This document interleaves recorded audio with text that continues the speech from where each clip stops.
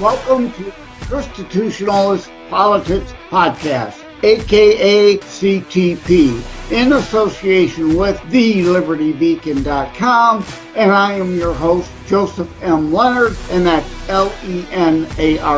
CTP is your no muss, no fuss, just me, you, and occasional guest type podcast. Really appreciate you tuning in. As Graham Norton would say, let's get on with the show! A brief intro segment regarding Richard Lynch's appearance you're about to see.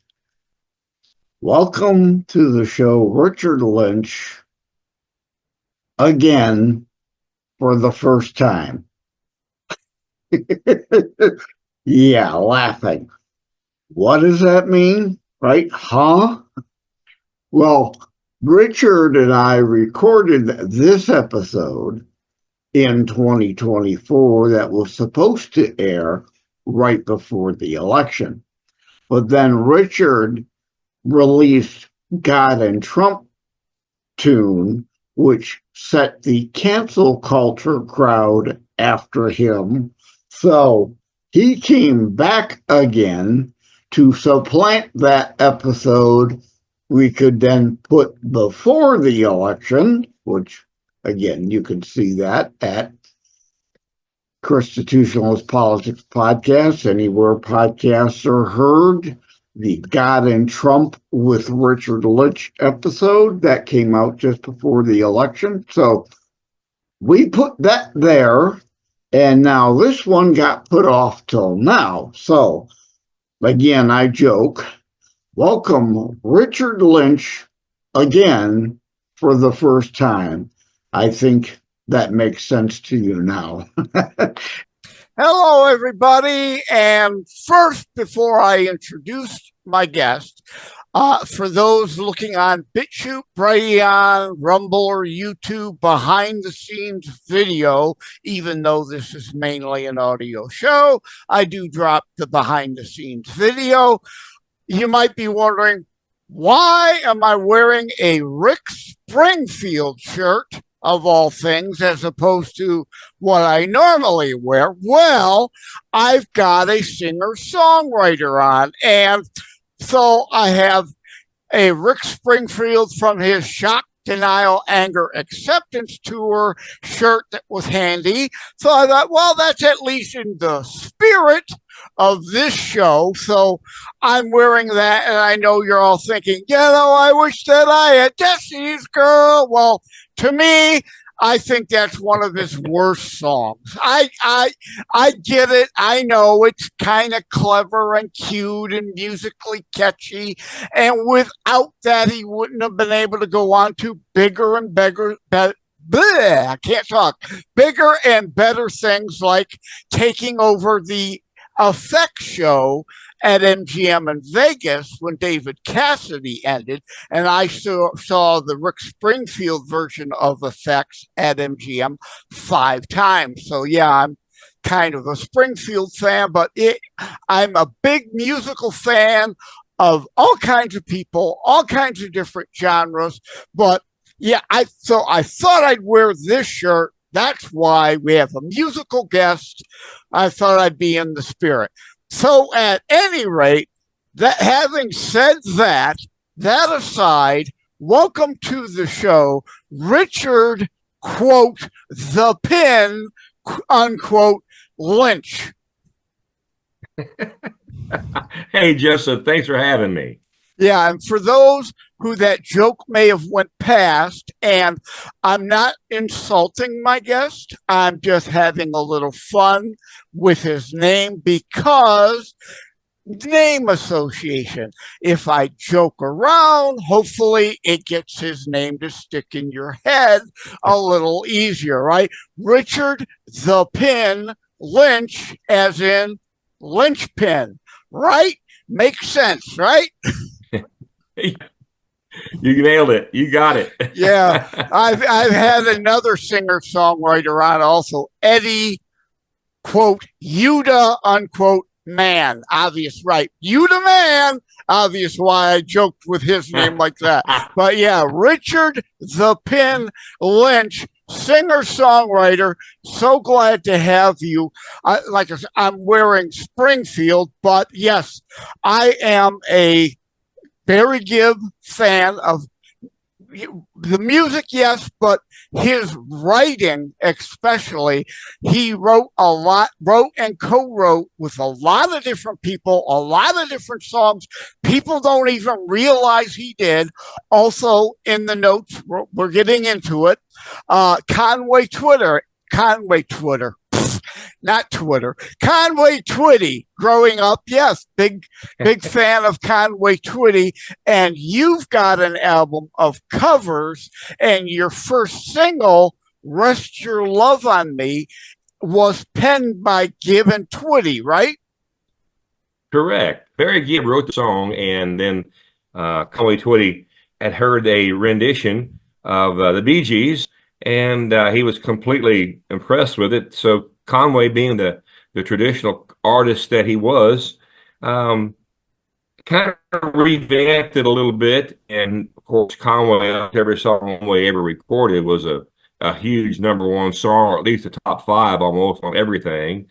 So, back in the late 80s when that song was released, I was a huge fan of Conway, of course, and that's how I got acquired with the song or associated with the song. And, I spent the last 45 years playing traditional country music all over the country. And when it came down to narrowing down the 14 favorite songs, to be honest, pulling up the covers album, I knew I had to have a Conway song. There's no question about it.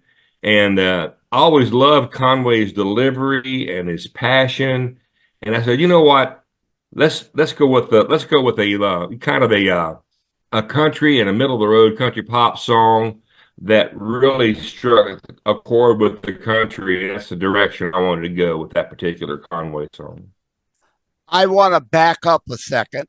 I meant to say at the opening and forgot, for those seeing the video, you could see Richard's video is a bit choppy. Hopefully the audio will be okay. That's the main thing, because he's out in the sticks, admittedly, and their connection, isn't a 1 gig fiber line like mine is. So we're making do. And then the other thing is, though, before we get back into the album of covers, let me back up and do who the hell is Richard Lynch, right? Born, raised, where you're at now, all those sorts of things. Well, I live in southwestern Ohio, about 35 miles north of Cincinnati. So I'm down in the southwestern part of the state. Born and raised in a country music household. My dad was an incredible singer and songwriter and performer, and he influenced me at a very young age. And I live on a farm right now, and we love the agricultural way of life. We love the real traditional music. We even have a venue on our farm where we bring a Grand Ole Opry star once a month to our farm, June through November, the warmer months. It gets too wet and too cold in the wintertime. So we kind of lean toward June through November, have an absolute ball, and we're just doing our part to to keep real traditional country music alive out there. And this will be our 8th full-length Nashville studio recorded album. So we're pretty excited about, the fact that we got our music out there. And I didn't want to do a cover song early in my career. It's one of those things where you got to get a little gray hairs on you and show credentials and be like, you're in the business. And after all this years, I said, you know what, I'm finally going to go ahead and do this. And that's why I really decided that, I'm going to 14 of my all-time favorite. And we talked a little bit earlier but Conway had to be one of the 14, no question. Mm-hmm. Another thing about the connection here is we have a little bit of a delay. So at least on the video, with the audio, I'll be able to cut out all the delays and dead airs, of course. But so for video, there'll be a little bit of a delay between him ending, hearing me say whatever, and then him talking and me hearing the end. And so there's that. And the other thing, though, is, and this is just a joke, I'm just going to play with you here a bit. I'm a Michiganian. You're a Buckeye. This interview is over. Can't talk to a Buckeye. Well, you know, everybody has their thing, you know. Well, you know, we just have a lot of love, and you know, people don't realize how much traditional country music is fluent in Ohio. You know, a lot of people that live in Ohio, they had their parents and grandparents gravitate from Kentucky and West Virginia and Tennessee after World War II, looking for employment. You know, Dayton, Cincinnati, and Toledo, and so forth, and you know, they brought their music with them, and I'm a testimony to the next generation of that, and you know, and it's just something that people don't necessarily understand how affluent and how popular real country music is in Ohio. Yeah. I grew up, my father and my father's father both had polka bands. My dad, Ted Leonard Jr. and the Polka Kings have 3 albums out there. But so I grew up in a musical family, and we listened indeed to polka music, country music, pop, rock, everything.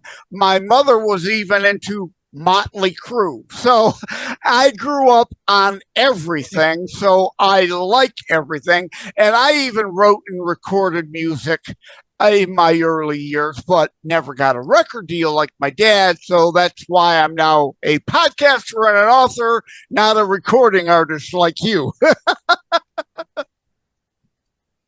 Well, that's awesome. I'm glad to hear that, because, you know, there's so many people out there that take a genre and that's all they, you know, they do. But I'm glad that there's a lot of folks that have an open mind to, you know, good music. Good music is good music, whatever genre you love.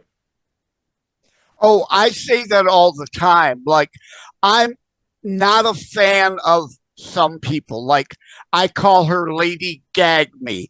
But Poker Face is a brilliant song.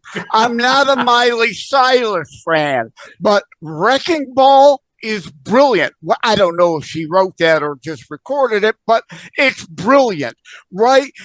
Not to make it a sexist thing, I've never been a big Bruce Springsteen, as I call him, fan either, but Glory Days is a brilliant song. I don't have to like the person to appreciate some of their music, and likewise an actor or actress to appreciate their movie, right? I could separate the personality from the work. And so before I go too much further, I want to mention we're recording in July. This will air a month to later. So July 26th is when the album Pulling Up the Covers is expected to come out. So by the time people hear or see this interview, the album will be out, Pulling Up the Covers. And yeah, covers. I mean, a lot of people, I mean, I remember like Rod Stewart and others, a lot of artists eventually do covers. And a lot of fans get upset at times, but I like it. And again, coming from a musical family, I get it. You want to show appreciation of other things you like. You know, it's not a cheat or cheap way to throw out an album. It's a nice homage to others. Yes? Absolutely. That's so well put. You know, I kind of touched a little bit on the fact that, you know, I didn't want to do this early in my career. I've been doing this since 1978, and I've been recording for about 20 years now of that time frame. And even though you got a few gray hairs, and we've got a long acquired past of being in the industry, you just don't want to throw something out there until you establish credibility. And I have, in my mind, was 7 previous recorded albums, 5 of which I wrote all the songs on there.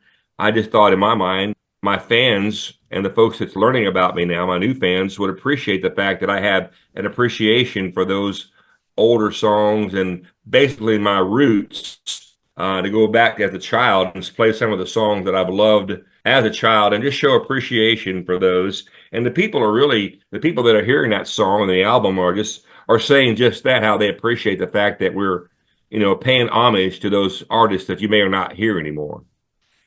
It's kind of a thing of, if not for them, in a way, or in a small part, if not a big part, you wouldn't be who you are and your music if not for them. Like, I remember back when Linda Ronstadt, who I was a fan of, people were used to her pop rock, she came out with an album of 20s and 30s music covers, and people were like, what? But I love that concept, honoring our past to know how we got where we are. I don't like opera, but that's another story.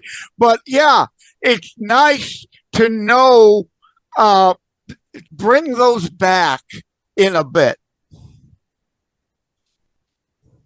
Absolutely, that's very well put. And I like that you mentioned Linda Ronstadt, because she was such a established rock artist, in the 70s and 80s. But a lot of folks may or may not know, but she also recorded a lot of traditional country music and had a lot of airtime. We have a radio show that we do every Saturday from 9 to 1, and we enjoy pulling up, some of the older songs that Linda Ronstadt had recorded. She actually recorded some old Hank Williams tunes and different things like that. So it's a joy, it's a fresh air to hear a different take on a song that we've heard all our life. You know what I mean? I'm drawing a blank. I mean, one of her biggest early songs were kind of more country, and then she did better than more in pop. And again, groups like Van Halen, I remember the whole big fuss when Women and Children came out, and oh my God, there's keyboards on it. You're a heavy metal band. What are key? But again, like Sting too covers a whole lot of genres.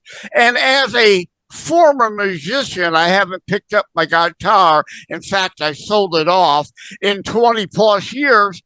I understand as a musician, you wanting to explore other things and not just do the same thing over and over, right? And sometimes fans don't get or can appreciate that.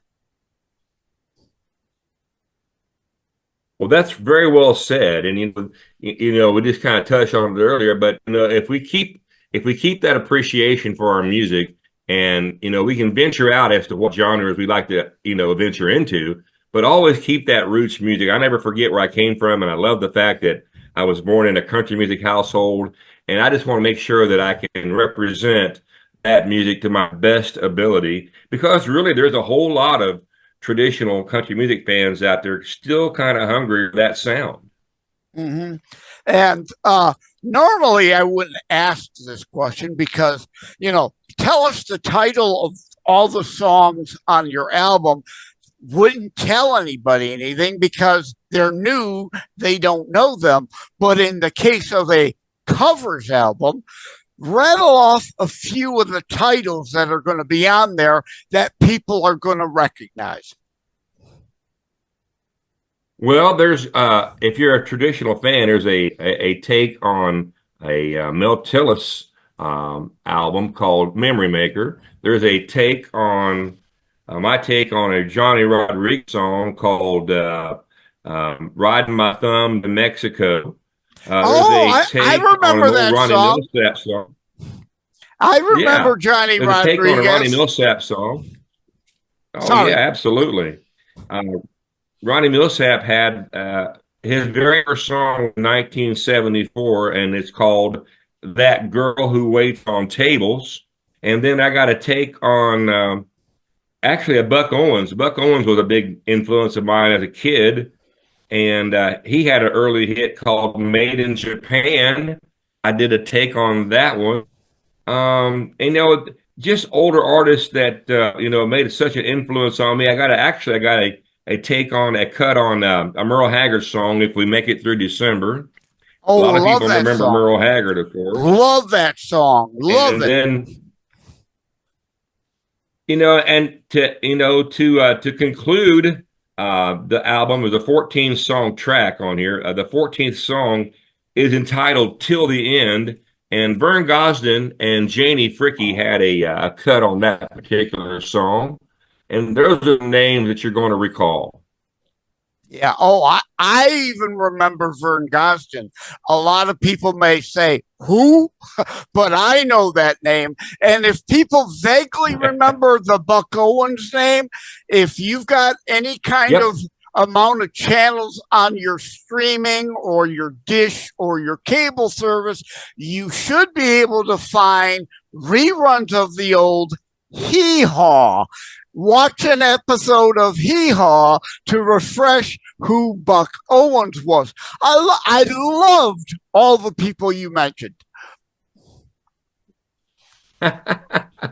Well, thank you, Joseph. That's nice of you to say, and that's the reason why people kind of gravitate toward the album, because it's a breath of fresh air, and they can sit back and say, "Oh yeah, I watched Hee Haw when I was a kid with mom or grandma," or they'll hear this particular song, and I was with such and such in 1978. So we're making that connection from the past, and people really they remember things. It's amazing what a song can do to jog your memory from that time. You may not even think about it, what you were doing at that time, and then that song will come on, and like all of it comes right back.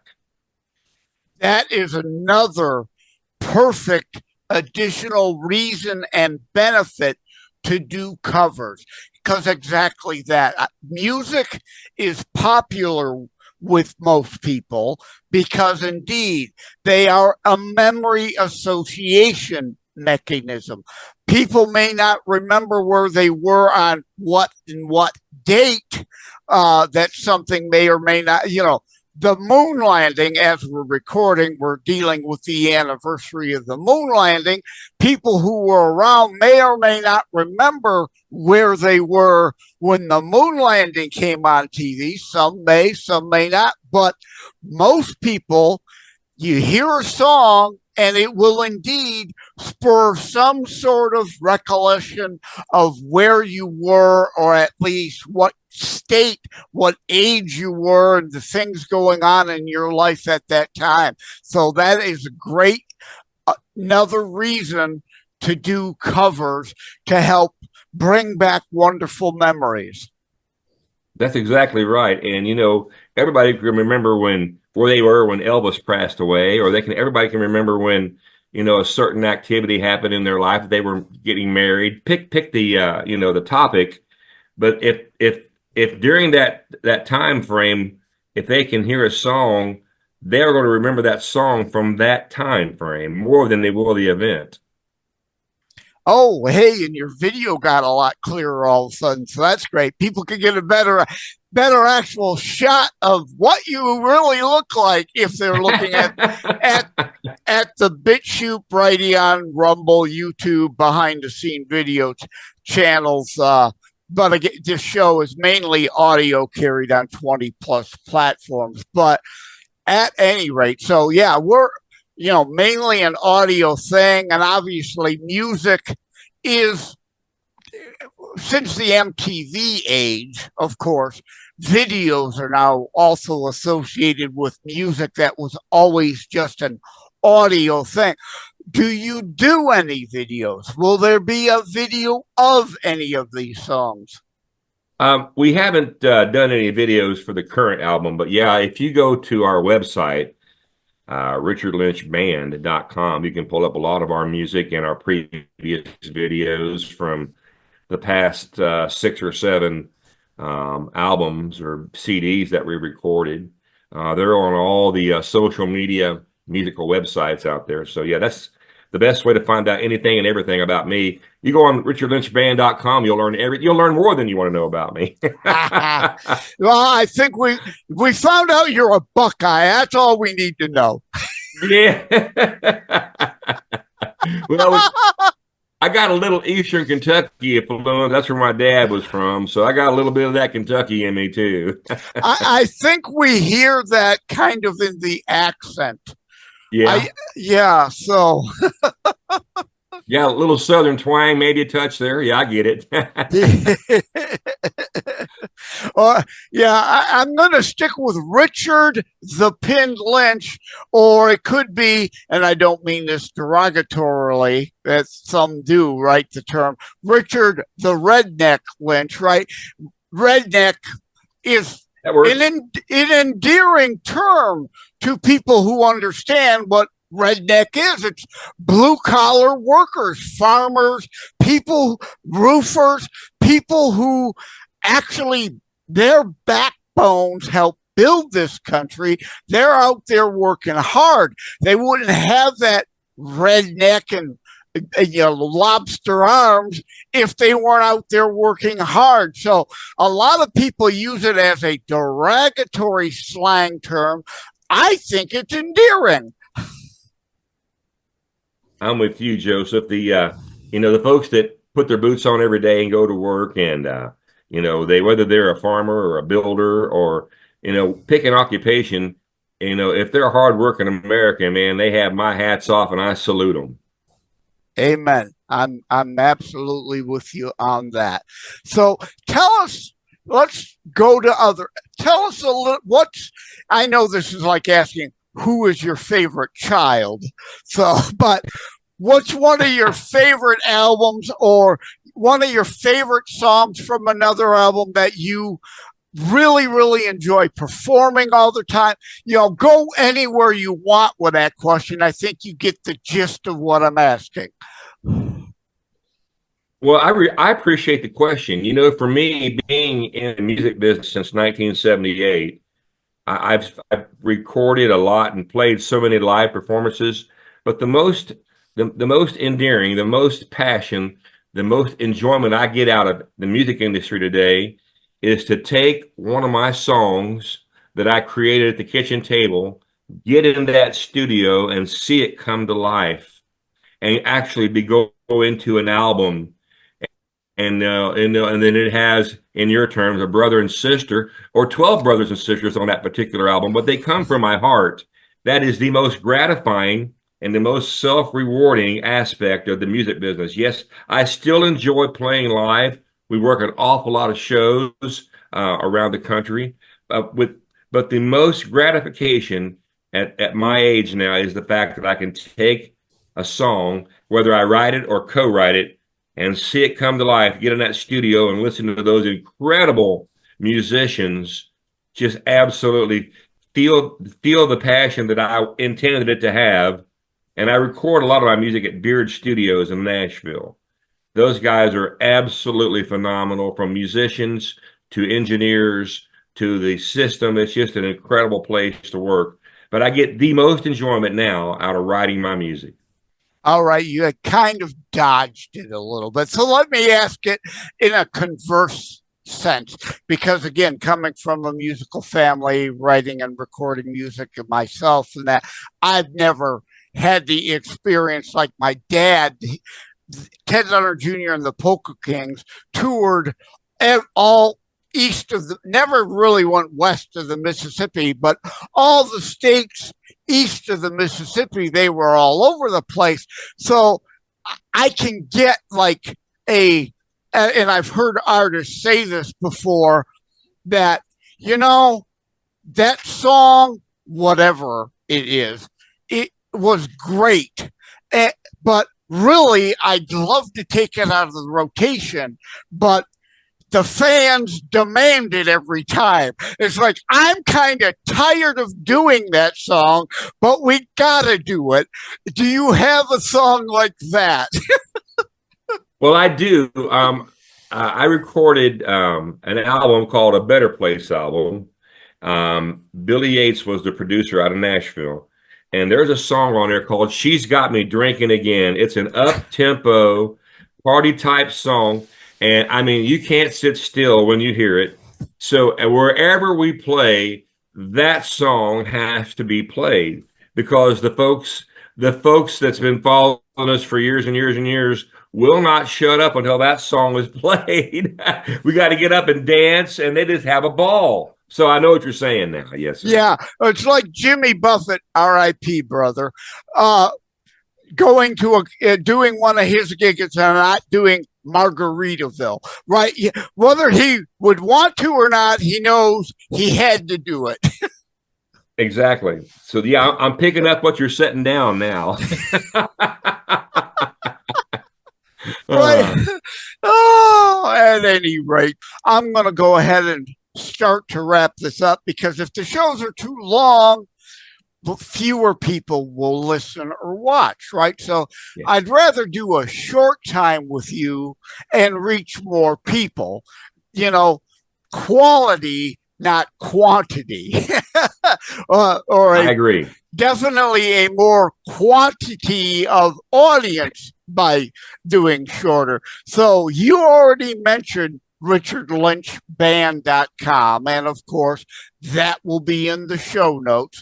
How else can people reach you? I think we connected through podcast guest. I think it was actually your publicist or PR guy that I happened to connect with. And I said, yeah, I love Barry Gibb, Conway Twitty. I love cover albums. Definitely wanted to have you on, but where else can people reach you? Well, really, that's all I can tell you where to go is the RichardLynchBand.com. I mean, there's a lot of music, a lot of videos, a lot of content. I mean, album after album there. Pretty much the best place to go is RichardLynchBand.com. Okay, yeah. And the other thing is music is so different in this millennia than it was last millennia with the advent of internet and everything online, as opposed to if you wanted to hear something, you had to catch it on the radio, tape it maybe off the radio, or had to go buy the album. Now you go to a website, you can find virtually any tune you want. Absolutely. Well, we have a lot of YouTube channels too. I guess that's probably a better way to answer it. So yeah, the YouTube channel would be a really good place to find our music, Richard Lynch. You got to be careful with that Richard Lynch guy because there's a scary actor that passed away a few years ago by the name of Richard Lynch.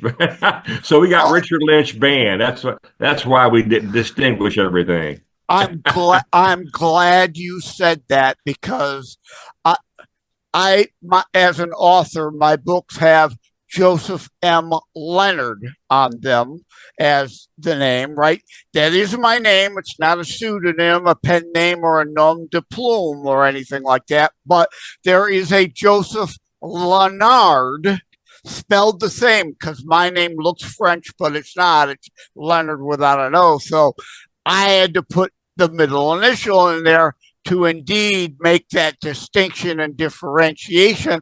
And indeed, if you put my name in Google, you'll find a whole lot of Leonards with an O in there. That ain't me, right? It's like, I get what you're saying. Yeah. Yes. Don't confuse you for that other guy. Yeah. Well put, Joseph. Well put. All right. Well, thank you, Richard, quote, the pen, unquote, Lynch. I hope you will have an album coming out in the future called Lynchpin. Now, wouldn't that be cool? You got my wheels spinning now, Joseph. Yeah. Well, it would make sense, right? The Lynchpin album. There you go. I love it. It makes perfect sense for you PR-wise. There you go. And I'm always thinking marketing. Well, thank you, Richard Lynch, for joining the show. Appreciate you being here. I'm glad your agent, your PR, your whomever it was, we managed to connect so that you could be on. Thank you, sir. We'll do this again sometime down the road. Okay, sounds good. Take care. God Thank bless. You. Bye now. God bless. Thank you for having tuned in for ChristiTutionalist Politics Show. If you haven't already, please check out my primary internationally available book, Terror Strikes, coming soon to a city near you. Available anywhere books are sold. If you have locally run bookstores still near you, they can order it for you, or autographed copies are available online direct from me via terrorstrikes.info/shop. Be sure to check out more about today's discussion at TheLibertyBeacon.com, where my articles drop every Saturday. And let me remind, over time, the fancy high production items will come. But for now, for starters, it's just you as a very appreciated listener by me. All substance, no fluff, just straight to key discussion points. A show that looks at a variety of topics, mostly politics, through a Christian U.S. constitutionalist lens. So again, thank you from the bottom of my heart. Take care. God bless. Podcast fans, get more about your favorite podcasts via DeepCastPRO, transcripts, and all kinds of extra available information on your favorite podcast, including ChristiTutionalist Politics podcast, is listed at DeepCast.fm, as well as, are you a podcaster?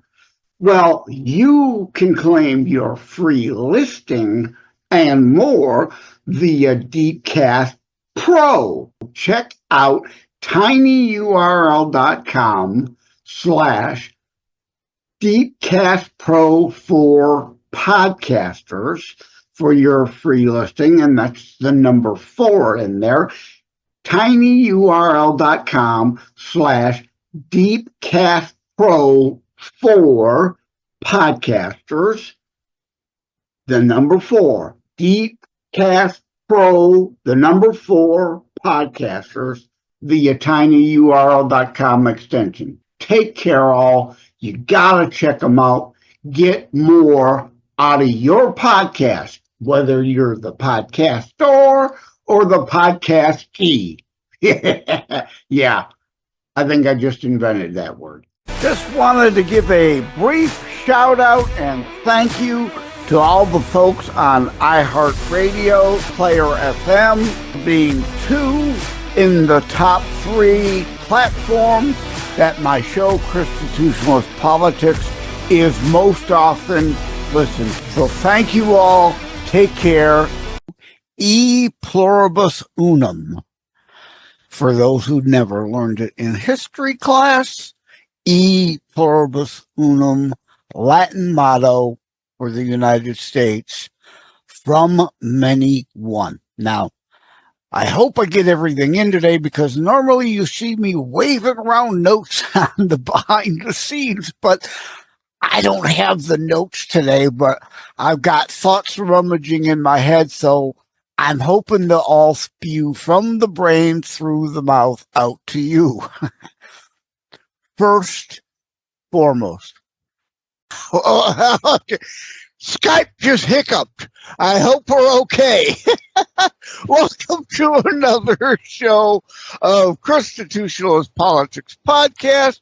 Joining me from the Wham Radio studios is my friend Derek Stone. Hey, Derek, how are you? I'm doing great, Joe. I'm glad to be here. Yeah. We came over to Skype because we were having Zoom issues. So if things look different, if you're looking behind the scenes video, that's why we're using Skype now instead. And I was on Ed Bondarenka's show, I think it was the 16th of November, talking We the People Demand List, my quasi-new contract with America. I later wrote Contract from America. I just found out the other day also just wanted to give a brief shout out and thank you to all the folks on iHeartRadio, Player FM, being 2 in the top 3 platforms that my show, ChristiTutionalist Politics, is most often listened. So thank you all. Take care. Like and subscribe to ChristiTutionalist Politics Podcast and share episodes. We need your help.